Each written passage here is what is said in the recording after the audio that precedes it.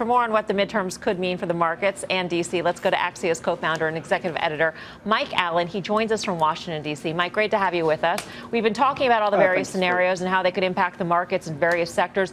In your view, what is the most likely scenario as we stand here on the eve, or not the eve, but the evening of Election Day? Yeah, well, we're headed toward that split decision that people think. I've been talking to people in both parties around the country all day.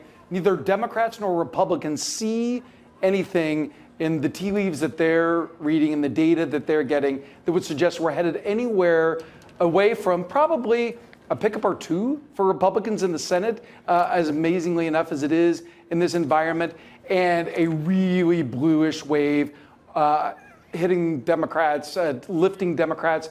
In the House, the only question is the blue wave a Category 4 or Category 5? To give you a little smart brevity from Axios and what these different waves and walls and what all those terms mean, what we will know later tonight, and I think we'll know sooner rather than later, is President Trump triumphant or cornered? Does he start his re-election race on the defensive?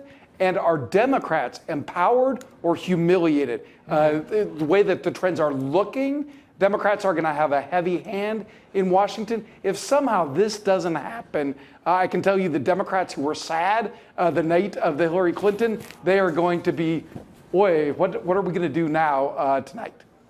You got a lot of great reporters on your staff, Mike. So what are they saying in terms of how President Trump views this election? Is there a magic number in his head when it comes to pickups in the Senate and maybe pickups by Democrats in the House?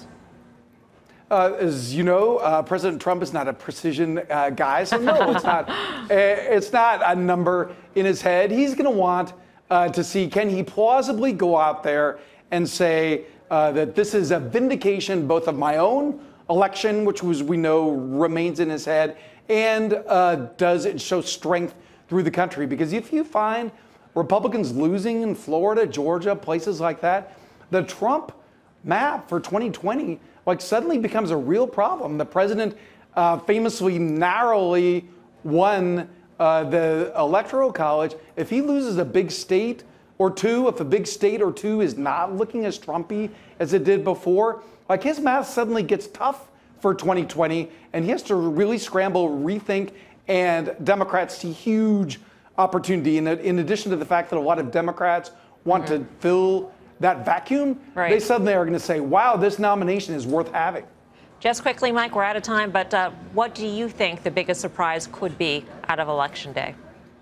So in addition to the size of the wave, I'm going to look at the beta. Is it beta weather? In Texas, there's no sign that Democrats are going to take the Senate, but could there be a presidential level turnout in Texas that would propel Representative Beto O'Rourke, who has these astonishing presidential-sized crowds, ahead of Ted Cruz? Republicans in Texas don't expect it. I've talked to them today. They're not worried, but that would be the sign of that Cat 5 we were talking about. All right, Mike, thanks so much. Thanks for making the time for us on this busy night. Mike Allen, the co-founder of Axios. So let's trade some of this here in terms of whether Trump's states that he won in 2016 look less Trumpy. Will the markets look ahead to 2020?